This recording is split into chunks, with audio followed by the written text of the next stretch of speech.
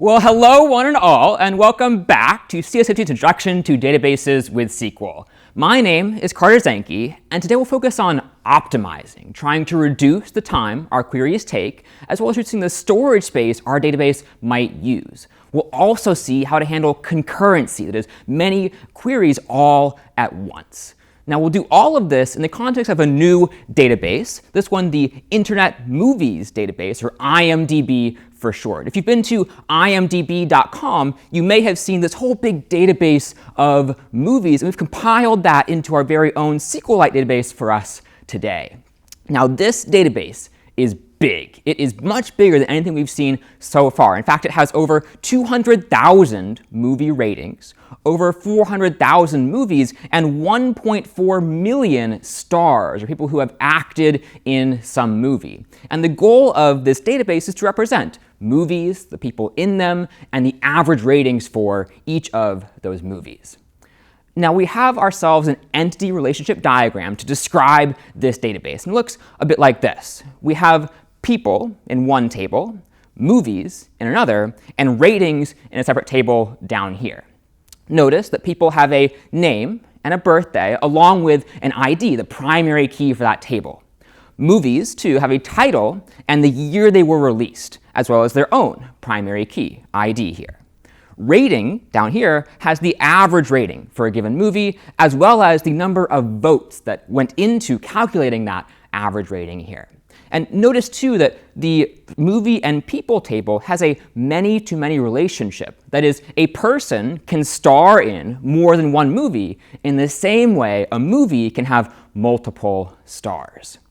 So if we want to implement this many-to-many relationship, we've seen one way to do that. Let me actually ask the audience here, how have we implemented a many-to-many relationship historically? What kind of tables do we need for this, do you think? All right, so not to worry if you don't have an idea of what we're going to use here. Let's take a peek at what tables we can actually use. So here, as we've seen historically, we might have two tables, one for people and one for movies. And notice here in the people table, we have names along with a primary key called ID. And similarly, in our movies table, we also have a title column along with the movie's own primary key, an ID column over there. Now, to implement the relationship between people and movies, we have to have some table in the middle of these two, one that relates people IDs or person IDs with movie IDs. And if we look at this table, I could see that if I see person ID next to some given movie ID, well, it means that the person with this ID has starred in, played a role in this movie here. We see person 158. Let's see, Tom Hanks was in the movie ID with 114709, or Toy Story, as we see in the movies table. And now knowing this, how could we figure out which movies Kristen Bell has starred in? If we know Kristen Bell's ID, what should we then do to find the movies Kristen Bell has starred in? You could select the ID of the people, then look it into the stars table, then look it into the movies table.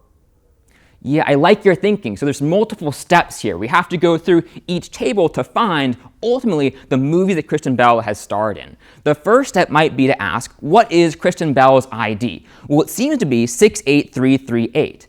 Then, to your point, we could look at the stars table and find out what movie IDs correspond to that ID here. So it seems like 2294629 corresponds with Kristen Bell's ID here. Then finally, we look up in the movies table, well, what title corresponds with 2294629? It seems to be the movie Frozen. So visually, we have this relationship among these tables here. So let's now dive into our movies database to actually get a sense of what data is inside of this. And for that, I'll go back to my computer so we can open this database up in SQLite. I'll come back over here, and I'll open up my own environment where I can type SQLite 3 movies.db, movies.db. And now, if I zoom in just a bit, I can then type .schema to show you all the tables that exist in this database. I see up top, I do have a movies table that has a primary key called ID, a column called title, and a column called year. I have that same people table with names and birthdays, and I also have this stars table that corresponds with person IDs and movie IDs, relating, in this case, people and movies. Okay, so let's try selecting then from our movies table to see what movies we have, take a peek at our data. What we saw just a little bit ago, we could try to take a peek at our data using a certain SQL keyword. I could select star from movies to see all columns from movies. But if I have, let's say, 400,000 rows, I don't want to print all those to the screen. So what could I use instead? A certain SQL keyword. I'm hearing limit, so let's try that. I'll say limit 5. I only want the first 5 results here. I'll hit enter, and here I'll see those first 5 movies in my movies table. They each have their own unique ID, a primary key. They have a title and the year that they were published. But if you've been to imdb.com, you may have wanted to search for a particular movie. Maybe you wanted to find your favorite movie among all the possible movies in their database. And we can simulate that kind of query by querying the database here. Whenever you type in IMDb's browser, let's search for a movie called Frozen, for example, odds are that behind the scenes, a database is actually running that same query to return to you what movies have that title called Frozen. Now, for me, my favorite movie since I was a kid is one called Cars. So let me try to search for Cars here. I'll try to find select star from movies where the title equals Cars. And you could imagine me going to IMDb, typing in Cars in the search bar, and behind the scenes, this SQL query gets run to find what movies have the title Cars. So let me hit enter here. And now I'll see that one movie has that title Cars, came out in 2006, and the ID is 317219.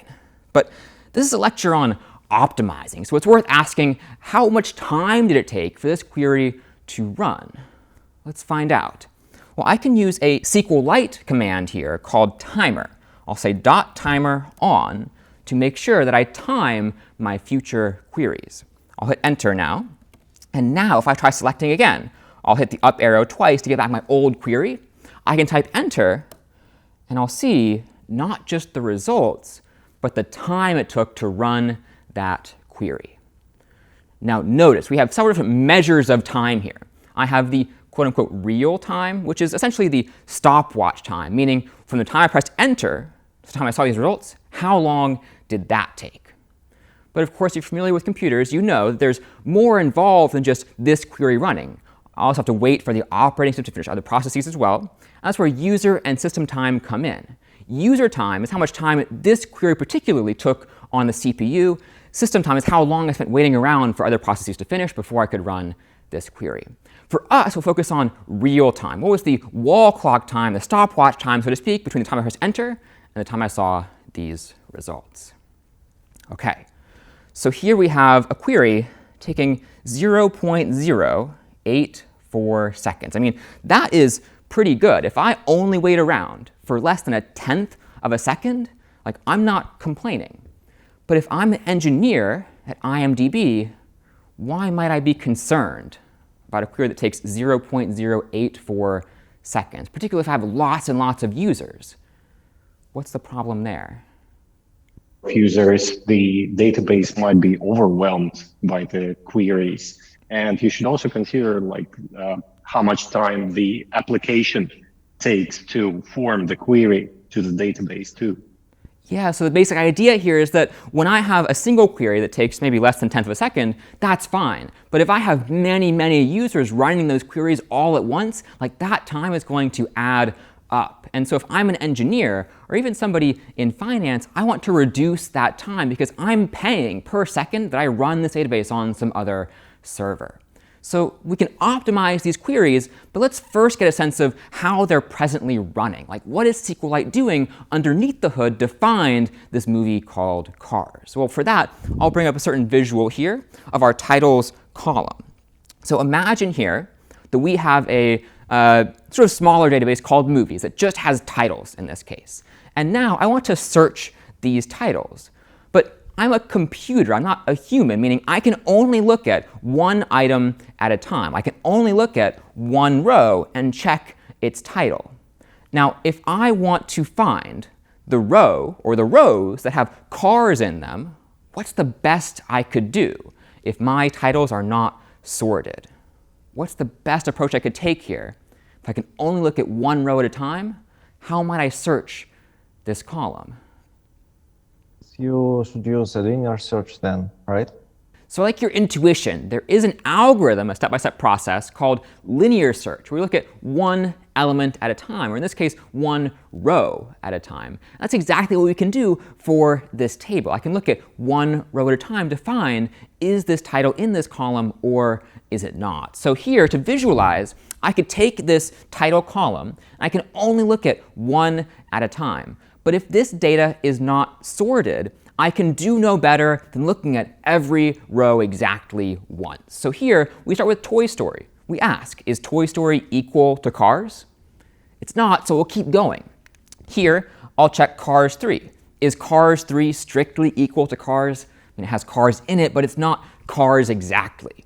So I'll keep going. I'll look at Frozen, and Frozen is not Cars either, so I'll keep going again, and here I see Cars. So maybe I could stop here. But why couldn't I? Well, if I need to find not just the one row that has Cars, but all the rows that have Cars, I have to keep going to see, is Cars elsewhere in this column? Is it not just here, but also in other rows too? So I'll keep going. I'll look at Wall-E, Ratatouille, Soul, Turning Red, until I get to the end of this column. And this process is called a scan of the table. We're scanning our column top to bottom, looking for the result that we need to find. But it turns out we can actually optimize this search. We can do a bit better than going one by one by one by one. And for this, we need a bit of a metaphor to think about how we can search our table. So if you have ever seen a kind of textbook, you might have seen something a bit like this here. This is a handbook of education and research. And maybe I want to find which pages correspond to how students learn computer science. So one thing I could do is open to the start of the book. I could go kind of page by page looking for which pages have how students learn computer science. I keep going here. And if I want to find all the pages that have how students learn computer science on them, I can do no better than going through every one by one, until I'm at the end of this textbook. But chances are you yourself don't do this. You do something better. And there's some built-in structure in this book that could help you find what you're looking for. What might you use to find something in a textbook or some other book too? We can use the index of the book. You could use the index. So often a book like a textbook has something at the very back of the book that tells me all the subjects that are inside this book, but in alphabetical order. So I can see here there's a subject index in the back of the book here that lists the subjects in alphabetical order, A to Z. And if I want to find how students learn computer science, I could perhaps search for computer science in this index. I could find A, B, C, oh, there's C, and here I see computer science. Now I know all the pages I need to look at inside this book without going through each of them one by one by one. So in the same way that books have an index, so too can databases, and tables have an index as well. So let's see a definition here for what an index is.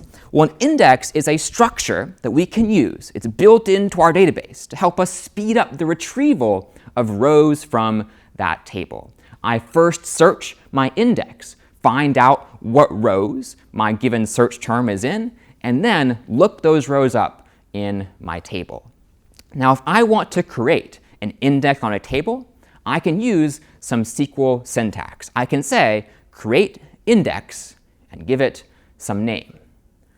But I need to also specify a few other things. Like similar to my books index, that index has some content. It's an index by subject or an index by author. So I need to tell this index what to include. So I should also say, create index, give it a name, on some table and some columns in that table, telling my index what data from my table it should include.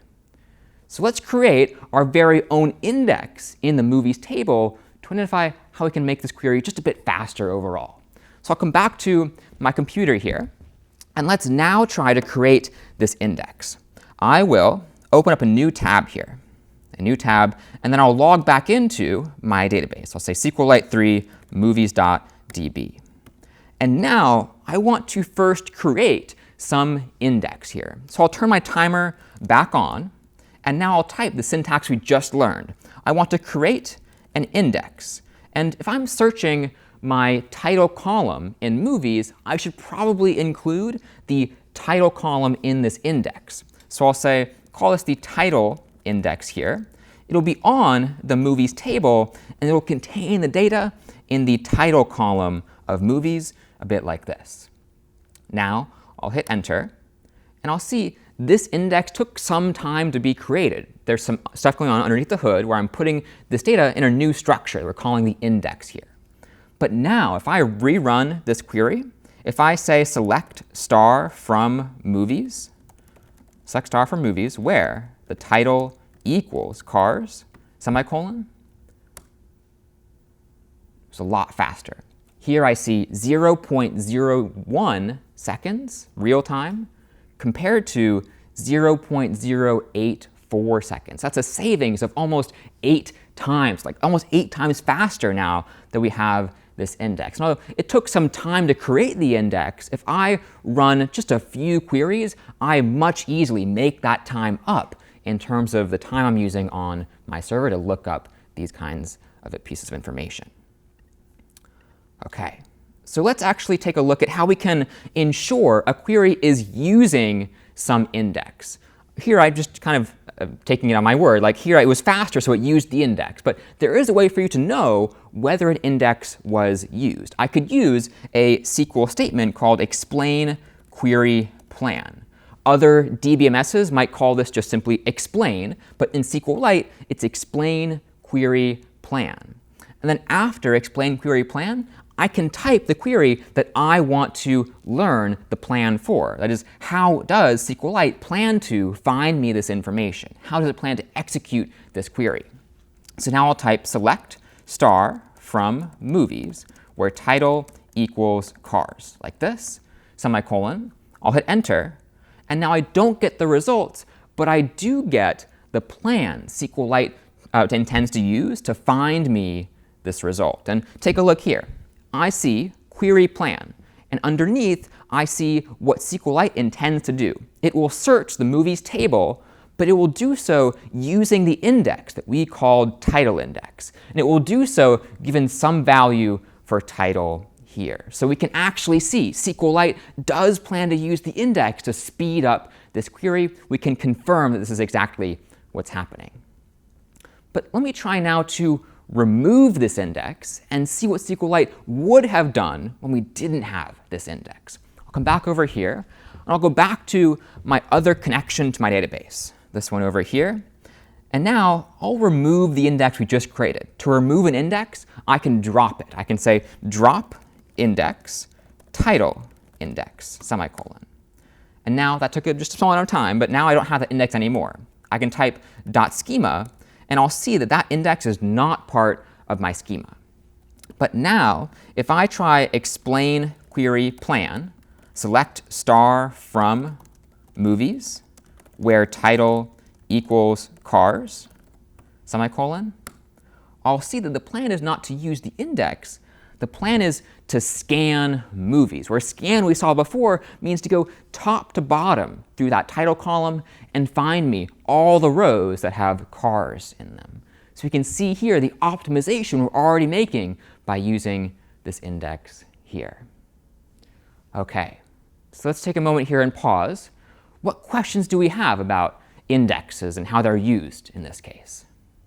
Doesn't databases have implicit algorithms to optimize search? Yeah, good question. Do databases have implicit algorithms to optimize search? They do for some columns. So if we saw in our table earlier, we had a primary key column like ID. In SQLite and most other DBMSs, if I specify that a column is a primary key, then that database management system will automatically create an index via which I can search for a primary key. If, though, I have a regular old column, like title or like year or so on, it doesn't go through the process of automatically optimizing that search for me. I have to try to do that myself, as we're doing here. Let's take one more. Would it be advisable to create a different index for every column in case we need it? Yeah, I mean, it seems like indexes are so good, they speed up queries for us. Why not create an index on every column we have? Well, as we'll see in just a moment, there are some trade-offs involving space and also the time it later takes us to insert or add new data. So good questions. I'll come back to my laptop where we can continue on. So we've seen how indexes can speed up queries. We're searching for one column here, but they could also speed up queries across multiple tables. So let's try a different kind of query here. What I might do now is try to find all of those movies that Tom Hanks starred in. And we did a bit of an example of this a little earlier visually, but my goal is to find all of those titles that Tom Hanks played a role in. Well, if my goal is to end up with titles of movies, I could try selecting title from the movies column like this. But if I look at that movies table, I'll know I only have titles, year, and the ID of those movies. I don't have anything related to Tom Hanks. Well, Tom Hanks, though, is probably showing up in the stars table, where I could correspond Tom Hanks's ID with the movie IDs that Tom Hanks played a role in. So let me try filtering these movies by an ID. I'll say where the ID of that movie is in some list of movie IDs that also correspond with Tom Hanks's person ID. So I'll make a subquery here to find exactly those films. Now I'll say select movie ID from stars, where the person ID is equal to, well, I don't know Tom Hanks's person ID. I could try to hard code it here, but I could do better by having another subquery to find what is Tom Hanks's ID. Now I'll indent not just 4 times, but 8 to show this is my next level of a subquery here. I'll now select ID from people, where the name equals Tom Hanks. Tom Hanks, like this. And now I can close out my subqueries. I've found the ID of Tom Hanks. I've found those movie IDs that correspond with the person ID of Tom Hanks. And then I've found the titles that correspond to those movie IDs. Now I'll hit a semicolon here, press enter, and I should see I get back all of Tom Hanks's movies, all of those that he played a role in, and I'll also see the time that it took. The real time for this query was about 0.197 seconds. So getting a little bit slower now that we're looking across multiple tables and having multiple subqueries. Well, an index could speed this up as well. I can make a new terminal here. And let me open up that connection to my database again. I'll say SQLite3 movies.db. And now I should figure out what columns do I need to index to speed up this query. Well, one thing I could do is try explain query plan again. I want to understand what SQLite plans to do to execute this query. So I'll explain query plan, and I'll type in the same query from before. I'll say select the title from movies, where the ID is in those movies that Tom Hanks played a role in. So I'll select, in this case, movie ID from the stars table, where the person ID equals Tom Hanks's ID. Now I'll find that. I'll indent 8 times to show this is my next level subquery. I'll select ID from people, where name equals Tom Hanks. And I'll wrap the line just a little bit. Let me zoom out so you can see it all in one go. And now I'll close out these subqueries, just like this, hit enter, and I should see if I zoom back in, the plan SQLite intends to use to find me the results of this query. Now let's take a look here. I'm planning to first scan people. To understand the structure of this, I need to first go all the way in to this bottom part here. I'm going to scan people to find, presumably, Tom Hanks's ID. Then, after I do that, I'm going to scan stars, presumably to find all the movie IDs that have Tom Hanks's ID. But then, up here, I'm finally going to search movies using integer primary keys, some index that's automatically created for me, as we saw before, for my primary keys. So it seems like the optimization here could be in the people table and the stars table. Now, let me ask, if I wanted to create an index on either the people table or the stars table, what do you think I should include? Which column should I include in this index given my query here? What column should I include in this index given this previous query? We could index the ID and the name of the person. Yeah, good idea. Index the ID and the name of the person. So if we look at this query again, we'll see that our where clause here is searching by the name in the people table. And up here, this where clause is searching by the person ID column in our stars table. So it would stand to reason that I should actually create an index that includes the name column in people and the person ID column in stars, perhaps two separate indexes, one for each here. So let's go ahead and create those now. I'll come back to my computer, and here I will try to create this index. I'll say first, create an index, called person index.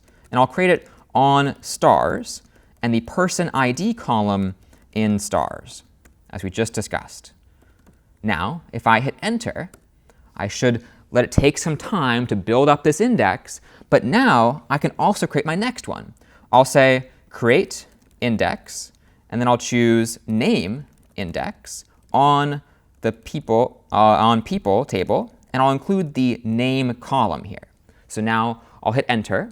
That too will take some time to run, but now if I try to explain the query plan again, I'll clear my screen, try explain query plan, and then I'll type in this query again. I'll say select title from movies where the ID is in, those movies that Tom Hanks played a role in that have the person ID next to it. Then I'll say which is Tom Hanks's ID, and I'll close out the subquery here, just like this. And now, if I explain the plan yet again, I should see I'm now optimizing this query even further. I can see down below here, my plan is to search the people table, not to scan it, but to search it using what we call a covering index called name index, the one we just created. We'll explain covering index in just a little bit. Next, though, I'm going to search stars using the index we just created, called person index, given some person ID. And then finally, I'll search movies using an integer primary key index, the one that's automatically created for me here. So here we see some new vocabulary, not just using index, but using a covering index. What is a covering index? A covering index, it turns out, is still an index. It's the same kind of idea, but it is one in which we have all the data we need inside the index itself. It's one in which the queried data can be found only by searching the index. There's no need for me to go from the index to the table. I can just look it up in the index. It's similar to me searching this textbook and getting to the index and not then needing to actually go back into the book's pages. I can find everything I'm looking for in the index itself. And this is good because if I need to not just find the items in my index, but then look them up in my table, like that lookup in the table takes some time. So if I instead have a covering index, one that includes all the data I want to find exactly right there in it, that's going to be faster for me than a regular old index. So let's try then turning one more index into a covering index. I'll come back over here, and we saw before that we had the index on the stars table using just a regular old index, using index person index. But what are we trying to find from this index? We're trying to find the movie ID column. So I could create an index that includes the movie ID column as well. I can have indexes that span multiple columns. So let's try that here.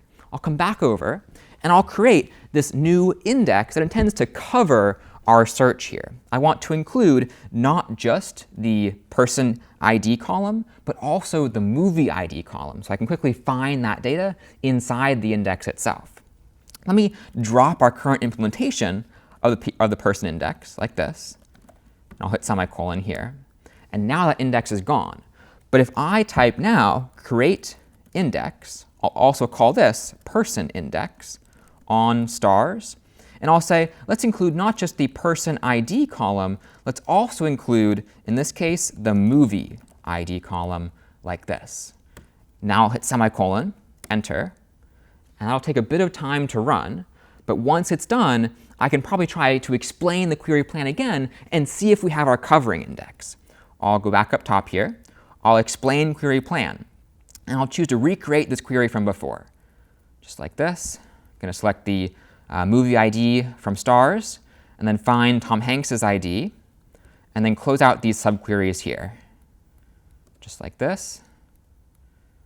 And now, once I explain query plan, we've optimized even further.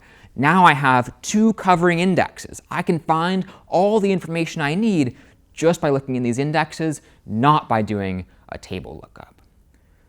So let's now run this query and see just how much faster it might be. I'll come back to my laptop here, and let's get rid of explain query plan, but let's now turn our timer on. I'll turn timer on like this, and I'll rerun this query.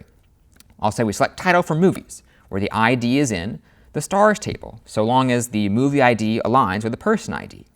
Then I'll find Tom Hanks' person ID here. I'll close out my subqueries, and I should be able to find that this query is just a little bit, there's an understatement here, a lot faster. So if I go back to my old query here, I'll see this one took 0.197 seconds. This one, with 2 covering indexes, takes 0.004 seconds. This is an order of magnitude faster than my prior query because I've used indexes now. So let's see. If we have all these benefits of indexes, we must be paying something. Like if I have this book here, and I'm trying to find some data inside of it, what might the trade-offs be if I want to create an index? Maybe think first about this database on my computer. What am I giving up? If I'm making sure my query is faster, but what am I losing, do you think? Space we require for indexing also. The more index we would have, the more space and more memory we would have to consume for that. Yeah, so it's a general theme that when I try to speed up something in computer science, I have to pay some cost, which is often in terms of space. That when I create an index, I'm using more space in my database. And this similarly applies to an old-fashioned textbook. Like if I have an index in here, I'm literally paying in pages to print so people can find content better. This is some extra money I have to spend, extra pages I have to print in order to make my queries faster, either on this book or in my database. So let's understand why indexes take up so much space by looking at the underlying data structure they use to store information. Well, it turns out that the part of the reason indexes take up so much space is because they use a certain data structure, a way of organizing data called a B tree, or a balanced tree structure. So not to worry if you don't know what a tree structure is. Here's a visual to keep in mind as you think about using trees in computer science and in indexes in particular. A tree might look a bit like this, and notice how it's similar to a family tree with grandparents and parents and children and so on. You could, if you wanted to, kind of do a 180 on this diagram, flip it right side up, and now you might see more of a tree structure going from top to bottom. You could see down here what we might call the trunk of the tree, followed by some branches, these over here, and then the leaves, these up top, kind of the edge of this tree diagram. And there's a few vocabulary words you might want to know when you talk about trees. One of them is this idea of a node. So this right here is a single node in our tree. A tree is made up of a collection of nodes. And each of these nodes stores some value. Maybe it's a value in the column we're trying to index, for example. But in addition to that value, this node also stores pointers, kind of arrows metaphorically, to other nodes to tell us where in memory these nodes are. And by stringing these nodes together, we can build up this tree-like structure. Now, this node here points to 3 other nodes. And some new vocabulary here is that this node has 3 children. Going back to that family tree example, we see that this node here has 3 children, which are these right here. But these nodes themselves also have 3 children of their own. So if I were to go down to the next level of our tree, well, if I'm referring to this node here, these nodes down below are that node's grandchildren, the children of its children. Now, these nodes here also have another name. We saw it before. They're often called leaf nodes. They're the edge of our tree, and we know a node is a leaf node when there are no other nodes it points to. So this is the general idea of what an index looks like. But let's get a little more concrete and try to build an index from our title column in our movies table here. So let's assume we have a table of IDs and titles here. And I want to create an index on this title column to search it more efficiently. Well, we saw before that the best I can do when this data is unsorted is to go top to bottom. First look at Toy Story, then look at Cars 3, then look at Frozen, all the way down to the bottom. I can only scan this column, so to speak. But I know I could probably do a little better if the data is sorted. If the data is sorted, I could look roughly in the middle, and if I've gone too far, go back a little bit. Or if I haven't gone far enough, go forward a little bit, and do a fewer number of lookups to find the data I'm looking for. So let me sort this title column. I'll put it like this. What have I done wrong? First I had this. Then I wanted to sort my title column to make it faster to search. But what rule did I break here by sorting this title column like that? Yes, Carter. The thing is that by sorting only the movie's name and not the ID, you will break the entire other databases that relates to that one. So, for example, let's look for a movie in which, I don't know, Johnny Depp is working or has work done, and the result may be, I don't know, Titanic. Yeah, I love that example. That really drives it home here. And in more general terms, like I had this primary key called ID. And in the prior state, I had Toy Story with the ID of 114709. A primary key means that Toy Story should be consistently identified with this number, 114709. But to your point, Mateo, if I sort only the title column, well, now Cars has that ID, 114709. I've broken that relationship, particularly if other tables are relying on Toy Story being identified by 114709. So I can't do this. This is bad. I need some other way to sort my title column. So let's bring this back to what it was here. And let me focus just on the title column. Well, I can't sort this title column because it's part of my table, and the ordering of that table does matter. What I could do, though, is create a copy of this column and maybe sort that copy. So I'll literally create a copy of this title column elsewhere in memory. And let me just remove this title column identifier here. So I have just the data in this column somewhere else in memory. And now I could sort this data like this. So let's say I now want to find Cars. Well, now that my data is sorted, what could I do? I could look first in the middle at Ratatouille, for instance, and then realize, well, Cars comes before Ratatouille. Maybe I'll go a little higher in my index here. I'll search in the middle of this first half. I'll look at, in this case, Frozen.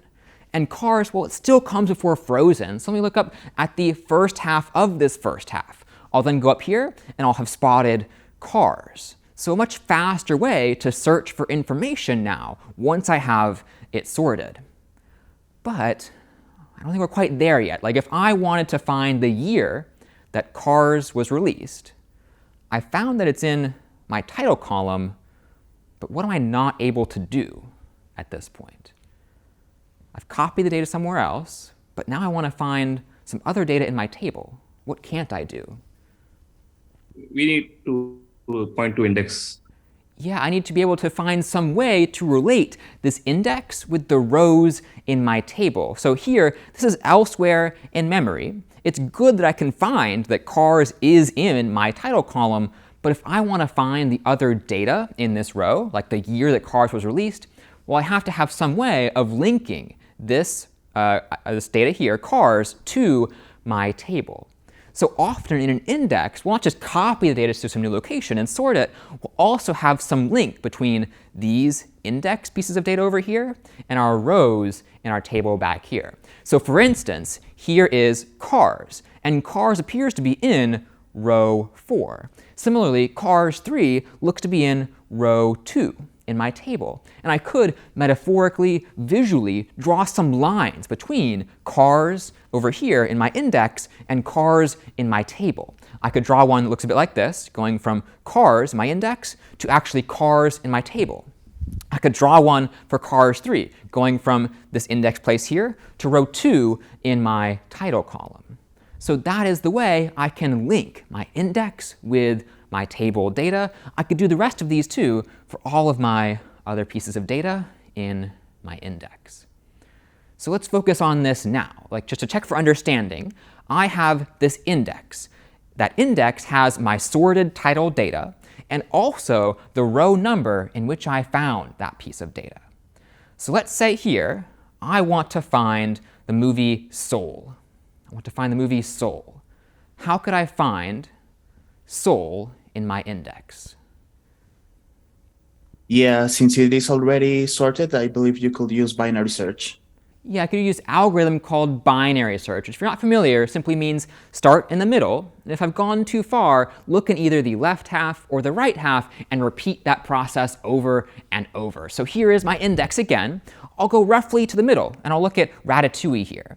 Well, Soul, I know, comes after Ratatouille alphabetically. So what should I do? I should now look in this second half here. I might go to Toy Story. Well, once I see Toy Story, I know I've gone a little bit too far. Like, Soul comes before Toy Story alphabetically. So I'll look in the first half of this second half. And what do I see? I see Soul right there. OK, so our index seems to be working. It allows me to more efficiently find data. I no longer have to look through every single row. I can simply use a more efficient algorithm like binary search. But now there's one more catch, which is if I had many, many, many rows, not just 9, but literally thousands or hundreds of thousands or millions of rows in this index, like that's a lot of data to store in one location in memory, or even to load into my computer's RAM, so to speak. It's random access memory, so it can do all this jumping around. Ideally, what I would do is break this index up into smaller pieces so I don't have to load all of this at once. And in reality, our index is not a single column like this, but often individual nodes, where each of these, 1, 2, 3, might be some node scattered about the computer's memory. But what problem have I introduced now?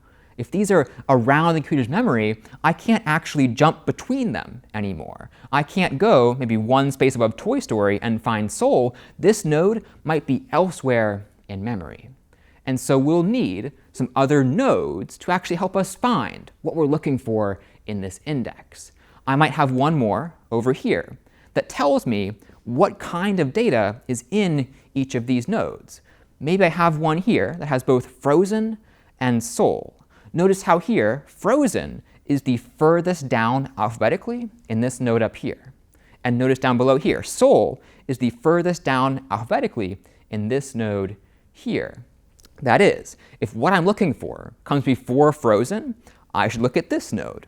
If what I'm looking for comes after Frozen but before Soul, I should look in this node. Or if what I'm looking for comes before none of these, it comes after Soul, I should look at this node down here. So let's find an example. Let's say I want to find cars now. Well, I'd start in this root node, the base of this tree we're building here that I've turned kind of right side this way. Let's say Frozen, I'll go here, and does cars come before Frozen? Well, it does, so I'll look in this node now. I'll come up here, and I'll find cars in that node. Let's see here. Maybe I want to find Ratatouille. I'll go back to the beginning, and I'll look through this root node. I'll say, does Ratatouille come before Frozen? It doesn't. It comes after Frozen. So I'll look and check Soul. Does Ratatouille come before Soul? Well, it does. So I'll look in this node now. I'll go find Luca, and not quite there yet, but I will see Ratatouille. So I know that I've now found Ratatouille in my index. And now for one more, let me check for understanding here. How could I find turning red? What steps would I follow to find turning red? I might start at that root node, but then what questions should I ask? From frozen or so, we can see Ratatouille to the right. So that's we move in the direction of so. Then once we get there, we find the middle elements and we can see Ratatouille to the right of the middle element. So that's how we find it. Divide the list into two halves and look into the half that the element is found. Yeah, I like what you're thinking here. So you're talking about traversing this tree we've built and turned on its side here. And let's visualize that search here. So first, we'll start at frozen and ask, does turning red come before frozen? It doesn't, it comes after, so I'll keep looking. I'll look at Sol. Does turning red come before Sol? Well, it doesn't, it comes after Sol, so I know I need to look at this node down here. I'll go find Toy Story, not quite there yet, but now I'll see turning red. I'm able to find what I'm looking for, and not just that, I can find what row number turning red is actually in my table. So when you use an index, SQL or SQLite is using some algorithm a bit like this. It creates some tree structure, a bit like this here, with individual nodes that has your column data.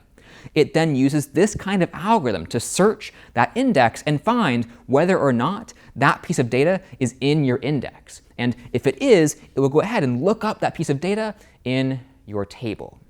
So see here, although this is turned on its side, the relationship between a kind of tree. We had a root node or a trunk node here pointing to some of these leaf nodes, the edge of our graph right here. And you can see some relationship between these nodes here and our tree as well right here, with arrows pointing across these individual nodes. So let me pause here and ask, what questions do we have on this structure and how we've searched it? Is that related to linked lists or arrays? Good question. Is this related to linked lists or arrays? So if you're familiar, a linked list is some set of nodes that have been linked together in memory using these arrows like we saw on our diagram here.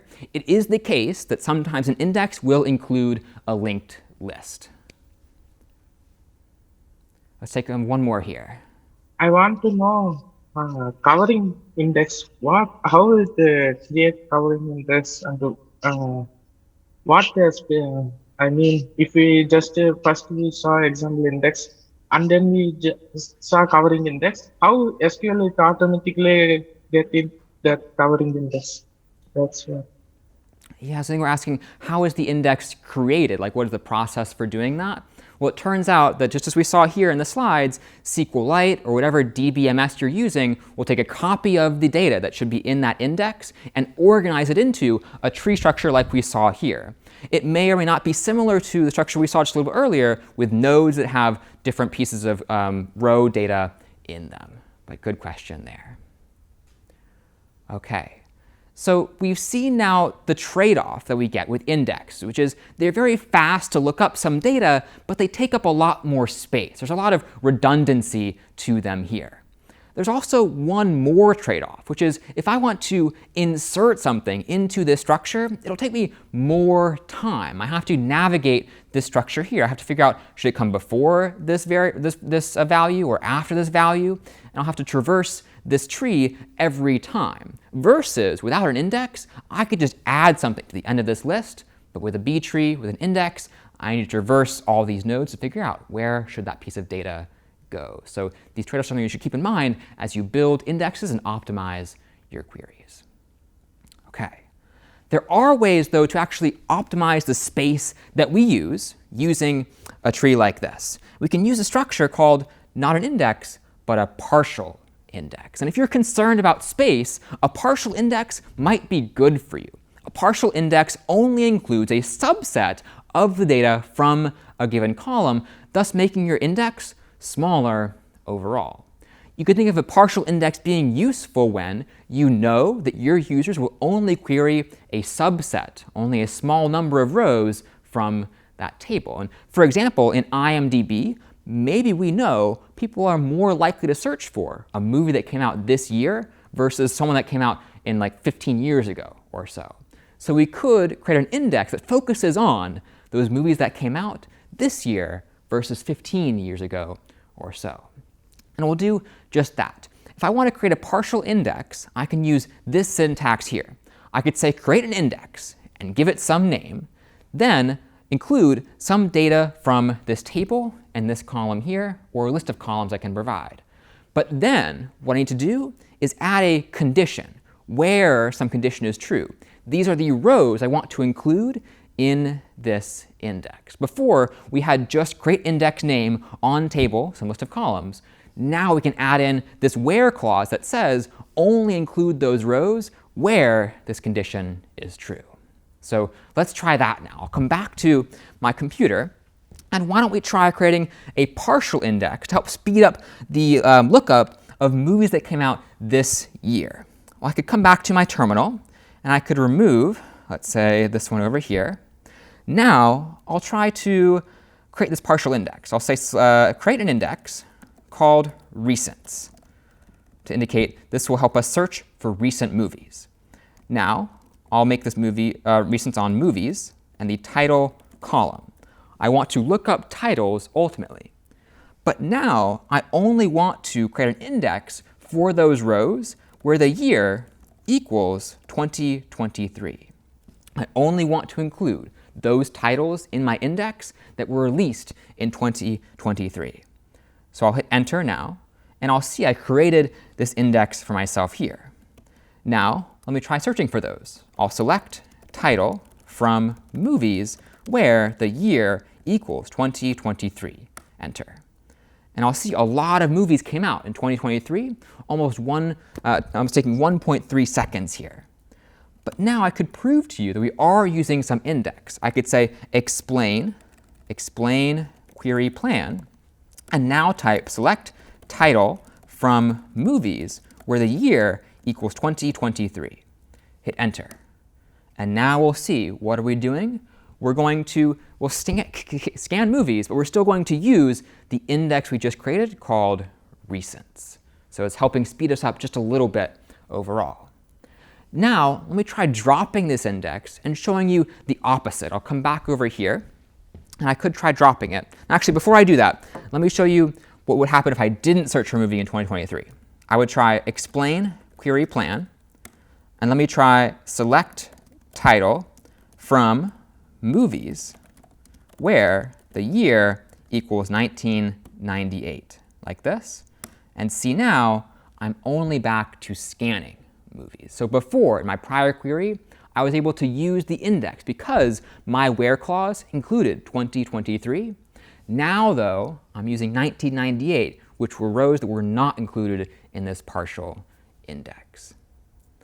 OK, so let me ask now what questions we have on these partial indexes, which we can use to optimize some of the space these indexes take up. Why index is not saved in schema? A good question. Are indexes saved in the schema? In SQLite, if I type .schema, I can actually see them in my schema. So let me go back here and show you. If I now type something like, let me turn timer off here, .schema, you can see down below here that I actually have these indexes as part of my schema. I'll see the create index statements I used down below here. Create an index called name index, called person index, called recents, and all that I use to create these indexes now inside my schema. If I drop some index, it'll then be just removed from my schema altogether. Good question. OK, so speaking of dropping indexes, one other way we can more efficiently use space is to do a bit of vacuuming, so to speak. So let's introduce this idea of vacuuming up our database. Let me show you a slide here. And this one involves this idea of trying to clean up unused space in our database. Often, when we delete something, either rows or an index, we don't actually delete those bits that were being used by those rows or that index. We just mark them as being available for whatever we next insert. They can be overwritten, so to speak. But if I want to actually reduce the size of my database after I delete something, I should use something like vacuum in SQLite or optimize in some other DBMS. Vacuuming is a bit like taking those unused bits and just like sucking them up, taking them back in so we can give them back to the operating system. And the keyword we can use for vacuum is just simply vacuum. So let's try this. I'll come back to my computer over here, and let me open up a new terminal, one that I can use to find the current size of movies.db. So I'll hit this plus button here, and now I could type a command, not a SQL command or a SQLite command, but actually a Unix command. I could type du-b for the disk usage in bytes. How many bytes is a particular file? I could then say movies.db here, and if I hit enter, I should see movies.db is something like 158 million bytes, or 158 megabytes. So let's see what happens if I were to delete an index, which takes up some amount of space in our database. I'll go back to my terminal here, and let me try to drop an index that we had recently created. I'll say drop index person index to remove the person index in this case. I'll hit enter, and now I see that person index is dropped. If I type .schema here, I no longer see it in my schema down below. So now let me check the disk usage in bytes and see if it's any smaller. I'll hit the up arrow to get access to that same command, hit enter, and it seems like it's the same size. It's still 158 megabytes. So let me try dropping something more here. I'll go back to my terminal here, and now I'll try, what other do I have? I have name index, so I'll say, let's drop index name index like this. I'll hit enter, and I'll see that that index is now gone. Well, now I'll also try dropping recents. I'll drop index recents, and now I believe all of my indexes should be gone. If I type .schema, I don't see any more indexes. So now let's check on the disk usage in bytes. I'll go back to my other terminal, hit du-b again, and it's still 158 megabytes. Well, what could we do to clean this up? We could run vacuum. If you remember here, when we delete an index, we drop the index, we don't actually shrink our database file. We just mark those bits that were part of the index as being available for reuse. So let's now vacuum and compress our file to give back those bytes, those bits, to the operating system. I'll come back to my terminal here and type vacuum, semicolon, hit enter, and I'll wait for it to find those bits and bytes, wait for it to give them back, to deallocate them, to go back to the operating system. And now if I come back and I type du-b again, hit enter, I should see a much smaller file. So before we had about 158 million bytes, we're down to, in this case, 100 million after dropping our indexes and using vacuum. So let me ask now, what questions do we have on vacuuming? Can we do vacuuming in a faster way? Can you vacuum in a faster way? So I think it depends on the size of the vacuum that you're trying to implement here. If you have a lot of bits and bytes you're trying to deallocate, that could take more time. I mean, the process here is the computer has to find those bits and bytes you're no longer using and then give each of those back to the operating system. So it could depend on the size and how long they take to find. Let's take another question here. Initially, you said once we drop a database, we don't lose the data is not deleted. It's just the space is just reallocated, right? If I got you right. So does that mean the queries we run today, are they locked somewhere that, let's say you mistakenly did a query, you can go back and pull that data back? Is that possible? Kind of like a reversal of a query? Yeah, so you're talking about some forensics here, like could we mark something as deleted but still find it later? There actually are people who are trained in this, in forensics, to find pieces of data that you thought were deleted but are actually still on your computer, just kind of forgotten, if you will. In this case, in SQLite, it would take a lot of work to go ahead and find all of those bits and bytes we've removed. But once we vacuum, once we actually give them back to the operating system, we can no longer find those in the database because they're not just marked as being deallocated, they actually have been given back and they're no longer part of our database. Good question there. Okay, so we've seen here how we can optimize our queries by reducing the time that they take, although at the cost of some space. When we come back, we'll see how we can handle not just one query at a time, but many all at once. See you in a bit. And we're back. So we've seen so far how to optimize individual queries, ensuring they take less time, and also to ensure our databases use as little space as possible. What we'll focus on now is trying to ensure we can handle not just one query at a time, but multiple, all at once. And this is this idea of concurrency. Concurrency is when I get multiple queries, multiple interactions, all at roughly the same time, and my computer system, my database, needs to figure out how to handle all of those at once. This is particularly important for websites that get a lot of traffic, or even for the financial sector. People are constantly making trades, placing orders, exchanging money, and so on. So let's see one example here of a bank. Let's say here I have a table of accounts, and each account has a name and some balance to it. Well, we decide here that maybe Alice wants to pay Bob $10. So what should I do to update the balances here? Maybe the first thing I should do is make sure that Bob receives that money. I could update Bob's account to have a balance not of 20, but of 30 now, from 20 to 30. But here's the thing. If at this moment somebody looks at this table, what will they see that's wrong? What will they see that they might not get the right picture of at this point?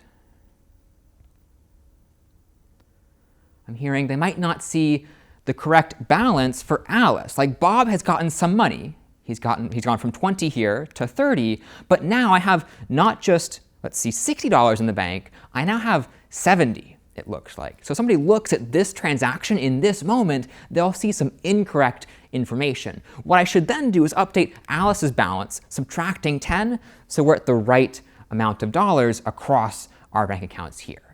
So this is an issue when I have one ongoing transaction like this and somebody else wants to look at that data. They really shouldn't be able to until this transaction is complete in its entirety.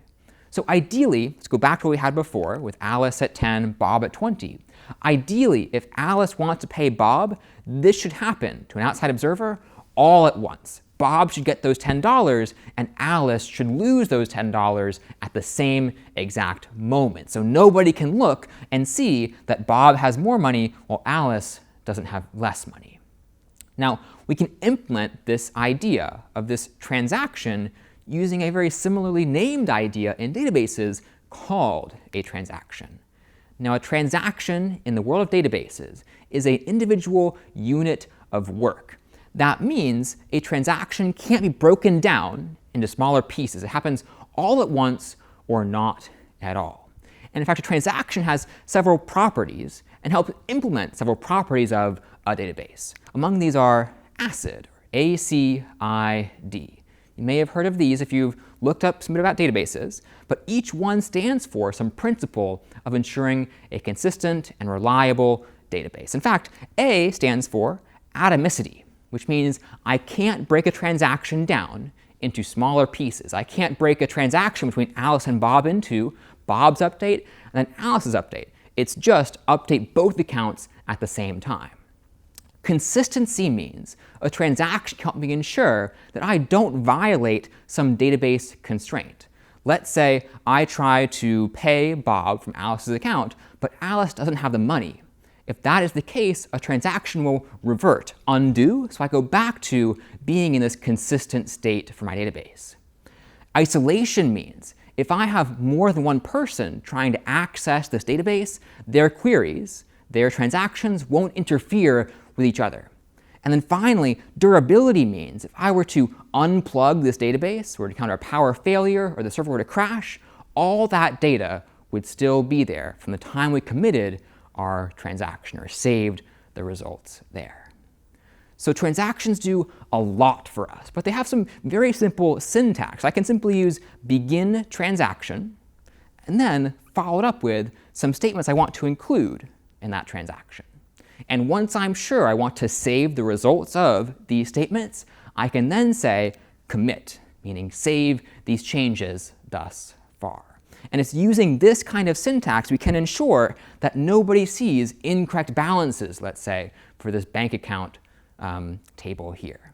So let's try this out and implement a payment between Alice and Bob, but now using a transaction. Go back to my computer here, and let me show you a new database. I'll type SQLite 3 bank.db. I'll hit enter, and SQLite 3, sorry, bank.db. I'll hit enter, and now let me type .schema to see the schema of this database. I'll see here a few different columns. That I have an ID column, my primary key, a name column like we saw on our slides that is text and can't be null, and then a balance column. There's an integer, a whole number of dollars, that also must have a value, can't be null, and I have a check constraint here saying the balance must be at all times greater than or equal to 0. So this is our implementation of a table of bank accounts. Let me try querying here to see what our account balances look like. I'll say select star from accounts, semicolon, and now I'll see that very same arrangement we saw in our slides. Alice has $10, Bob has $20, and Charlie has $30.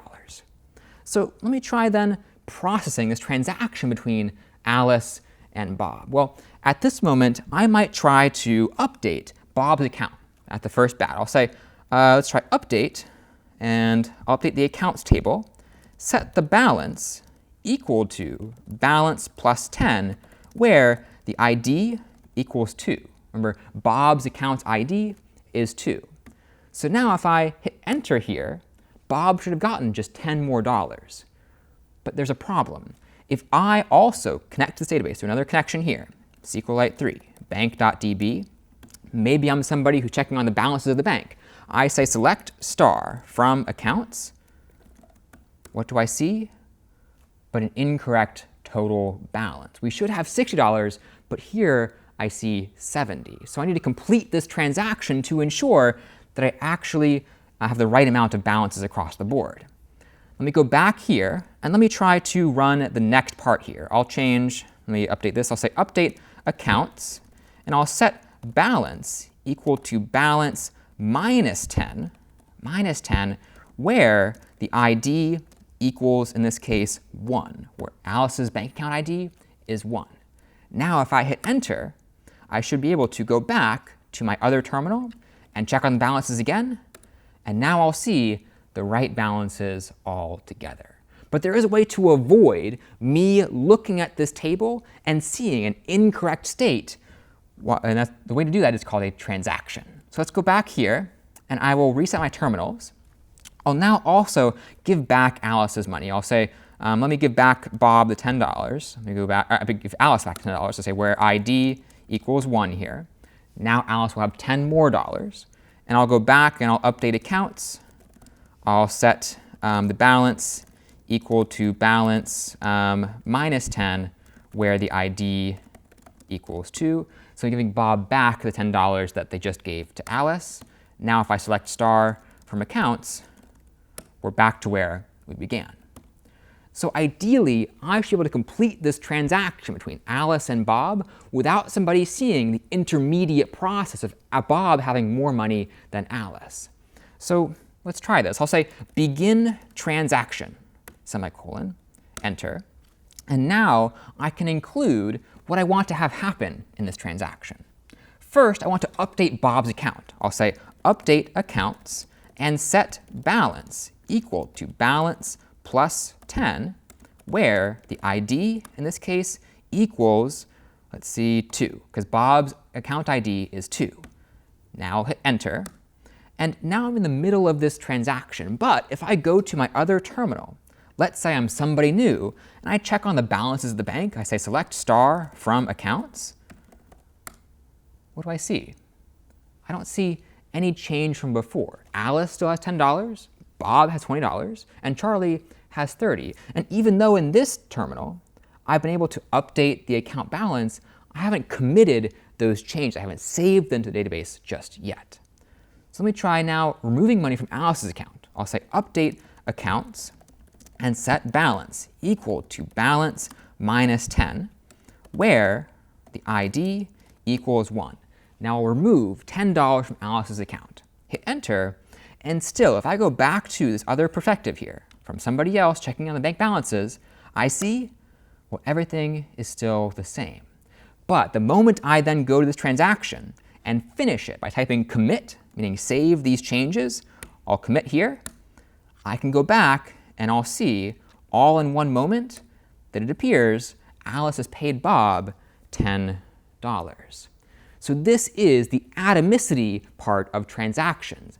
I don't see the intermediate steps in this transaction. I only see that it happened all at once or not at all. Okay, so this is one example here of a transaction. Let me ask what questions we have so far on the transactions we've made and how they can be used. I mean, you are searching based on ID, like ID is equal to question mark. But in a real world scenario, how they will search? Maybe like using the transaction ID or basing the account number. Good question. So here I'm searching by ID. I'm saying that I want to update the balance of account with ID 1 or ID 2, for instance. And this is similar in spirit to how your bank account likely has some unique number, an account number, so to speak. So here in this table, I'm updating balances by referring to the account number. You could imagine me using names, but there might be in some world multiple Alices, multiple Bobs, so I should uniquely identify each account using its ID in this case. Okay, so let's come back and think through more kinds of transactions here. And let's think through a transaction we actually don't want to complete. So let's go back to our balance sheet where we have Alice at $0 and Bob at 30. And let's say Alice wants to pay Bob $10 more. Well, if I go through this transaction, what's going to happen? Alice will have negative $10 and Bob will have 40. And that violates our check constraint that we saw in our schema. The balance of Alice's account must always be at least $0. So if I were to complete this transaction, that would bring our database to an inconsistent state. It violates some constraint that we have. But what I can do is undo these changes, revert them so that we go back to the original state if we ever violate some constraint like we just did. There's a technical name for this, which is rolling back. So if I ever want to not save the changes in this transaction, I can say roll back, go back to the beginning, think about it as if this transaction never even happened at all. So let's try this. I'll come back to my computer, and what I'll do is try to implement this idea first without a transaction. I'll go back to, let's say, this first terminal here, and I'll select star from accounts, like this. Notice how Alice has $0 and Bob has 30. Well, I want to pay Bob $10 more from Alice, so I'll update Bob's account. I'll find here my prior statement, update accounts, set balance equal to balance plus 10, where the ID equals 2, and recall that Bob's account ID is 2. I'll hit enter, and now if I select star from accounts for looking somewhere else, select star from accounts, I'll see Bob has $10 more. But now I need to subtract money from Alice's account. So I'll use the same thing, but now I'll say minus 10, where the ID equals 1. Alice's account ID is 1. Now I'll try to subtract $10 from Alice, but I get a constraint failure here. My check constraint failed on the balance column. Well, why did it do that? Because I now have less than $0 in that balance column. So I need to undo this, but I don't have a transaction here. What could I do instead to undo what I've just done? So we can roll back? We could roll back, but here's the thing. A rollback only works while we're inside of a transaction. And a transaction begins when we say begin transaction. So here I actually didn't say begin transaction. What I have to do instead is run another update statement. I have to update, let's see, Bob's account to remove the $10 that Alice paid Bob. So let's try that. I'll come back to my computer, and I will then revert back. I'll say, let's undo this. Let's subtract $10 now from Bob's account, where the ID is 2. Now we're back to where we began. If I check in from some other connection here, I'll see we're back to Alice having 0 and Bob having 30. But we ideally want to use rollback to undo some changes that we had made in a transaction. So for that, let me now use a transaction. I'll say begin transaction like this, hit enter.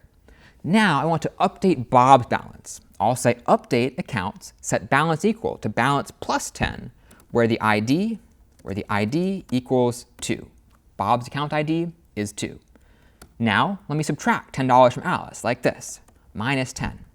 I'll go back here and say where the ID equals 1 for Alice's account, hit enter, but now I get that same constraint failure. Alice has less than $0, which can't be possible. So what do? Instead of having another update, we could just roll back. We could undo all of these previous statements here. Roll back like this, hit enter, and now I should see, from another perspective here, my table exactly as it was before, with no intermediate step of Bob having money, but Alice having negative 10. So let me ask now, we've seen commit and rollback. What questions do we have on transactions now?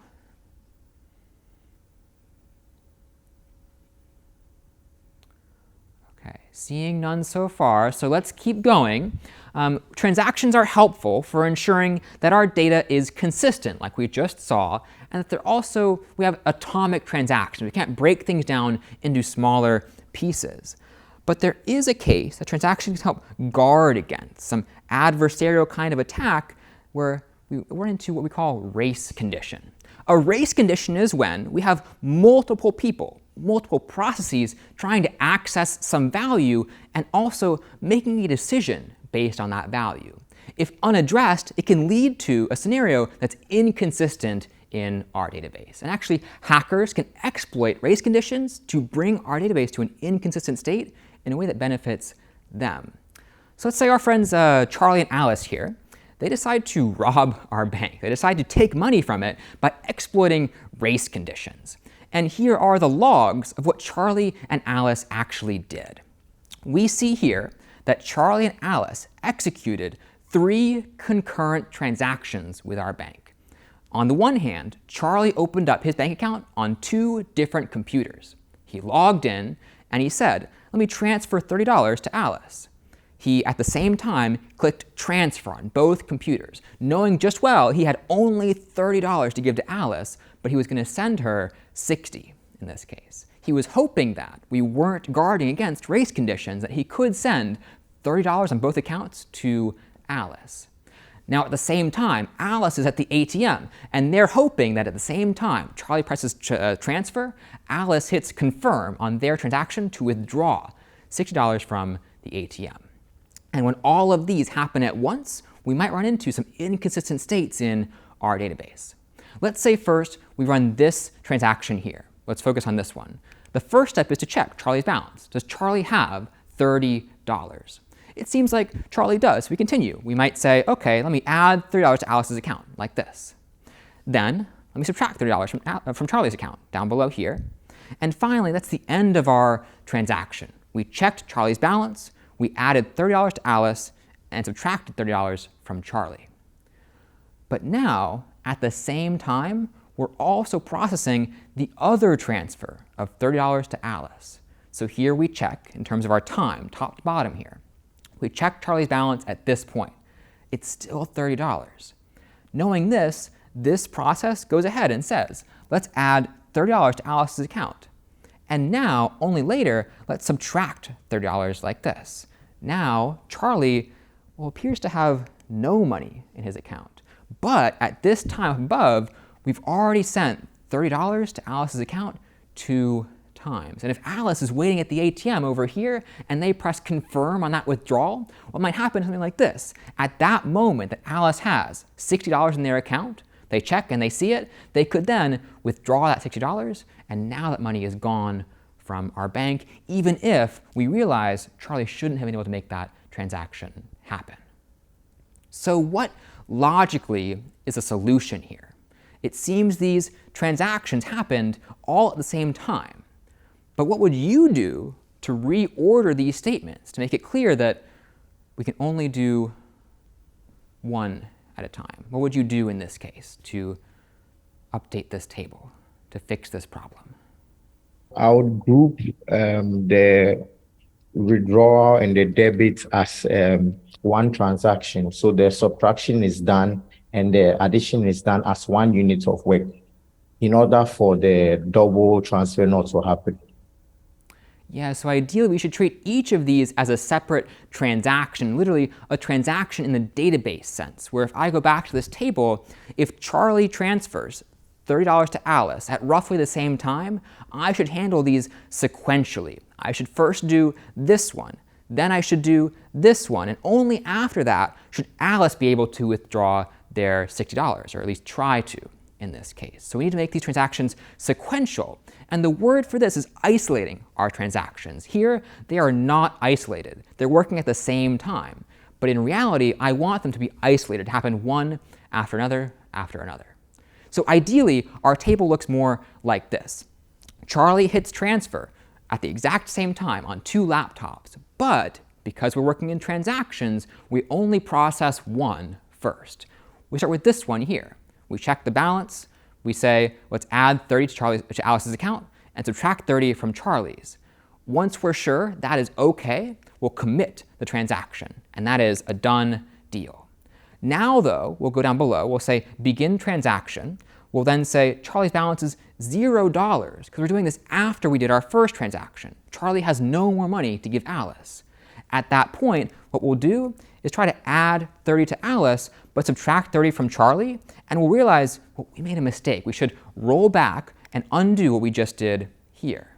So these now are separate transactions happening sequentially, and we avoid our error of giving Alice $60 when she shouldn't have that money at all. And then, only after this is done, do we let Alice try to withdraw $60. We'll go over here and see. Alice tries to have a balance of $60, withdraw 60, and commit it, but at this point, she wouldn't actually have that money there. So let's see now. What questions do we have on the way transactions are sequential in this case? In practically, I want to ask that where millions of transactions are going on. Practically also, is it like that sequentially these transactions are being handled, for example, financial transaction or any other? Because there are a number of banks in a single country or international transactions. Are they handled sequentially, or there is some parallel handling mechanism also exist? If you may please clarify. Yeah, good question. So here visually we see these transactions are actually sequential in the operation here. And then your question is, are they literally sequential, like one after another after another? In reality, they are very much just sequential like this. A database can get creative with the use of locks, as we'll see in just a minute, but by and large, they are sequential one after the other. And it's the job of a database module to ensure that these transactions are executed sequentially in an isolated way. Good question. Okay, so let's see now how if a database is able to make these sequential, it must be using something underneath the hood to ensure that these transactions don't interfere. And in SQLite and other DBMSs, we use this idea of a lock on the database to ensure people can't access data when they really shouldn't be able to. So here, let's look at an idea of what SQLite has as different kinds of locks on this database. We have a few different kinds: unlocked, shared, and exclusive, among some others here. Each one has a different meaning for different processes. Let's take a look here at our bank account table. Let's say 2 computers want to access this accounts table. Well, at this time, because nobody is accessing our database, it is unlocked. Anyone could read from the database, that is, see what's inside, or write to it, add some data, or update some data. But let's say we have one computer here who wants to read from this database. They want to see what data is inside. Well, that database in SQLite would acquire what's called a shared lock, like this. They're able to read the database, but also still allow others to read as well. A shared lock means I'm only reading, you too could read as well. So let's say this computer comes in. They decide to read from this table. They could acquire the same shared lock. And because we're only reading, not updating, multiple transactions can read all at once. We don't have to make these sequential. But if we have a transaction that's hoping to write to the database, to update some value, well, that's when things get a little weird. I can't let somebody else read my data while I'm updating it. So what I need is for this process here, if it's writing, to acquire an exclusive lock, meaning this is the only computer, only transaction that can read and write to this database. All others must hold off in order to be sequential. So we've seen transactions then are sequential, and they use this idea of a lock to ensure other folks can't read when they're doing something sensitive, like writing to the database. Let me ask now what questions we have on locks and how they work for us here. Okay, my question is that suppose one computer means for what amount we should allow to do the exclusive lock. Maybe if the time stamp is larger, then some other computers will get timeout exception and all the things, right? Because it's not allowed to do, but exclusively it's a lock. How we will going to decide those things for what time one instance is going to be put the exclusive lock on the resource? So the question is, at what point does a transaction actually get an exclusive lock, and how do we decide how to prioritize different transactions here? Well, there are a few algorithms you could use, one of which is simply taking the transaction that just came first. If at this point I receive a request for an exclusive lock, I might just wait for others to finish reading and allow that one to proceed. I could also use a process called timestamping, which is similar to this, where I look at the timestamp, the time a database tried to write to the log, and use the one that is earliest in that case. Now, it's important to note that an exclusive lock does block others from running their own transactions. If I have an exclusive lock, no one else can run their transaction. That is kind of a necessary downside in this case to ensure that I don't make mistakes in updating my table. Let's take one more here.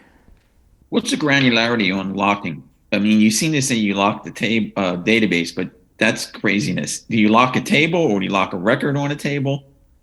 Yeah, it might depend on the DBMS itself. So at the very coarsest, a lock might just lock the entire database. I can't actually see anything inside of it. And I might be able to demonstrate that for you in a minute here. Let me go back to my computer. Let me try to deliberately lock this database. If I go to my terminal, I can begin a transaction that automatically has an exclusive lock. In SQLite, the statement is begin exclusive transaction. I'll hit enter like this, and now I'm in the middle of this transaction. It's exclusive, it has an exclusive lock, nobody else can read. If I go back to my other terminal here, connect to my database, I could try select star from accounts just to read from this table, and now I see runtime error, database is locked. The entire database cannot be read from at the very coarsest level of an exclusive lock. Now, because these locks are so coarse, I have to lock the entire database, SQLite has its own module, a way of prioritizing transactions and ensuring that a transaction only has an exclusive lock for the duration it absolutely needs to, because otherwise you would slow down substantially if I had to wait and wait and wait for somebody to finish with their transaction. Okay. So this then is how we can handle not just one query at a time, but multiple. And today we've seen how to optimize our databases, from making sure queries are faster to also making sure our databases use as little space as possible. We'll see next time how to actually scale up our databases using other DBMSs like MySQL besides SQLite. We'll see you next time.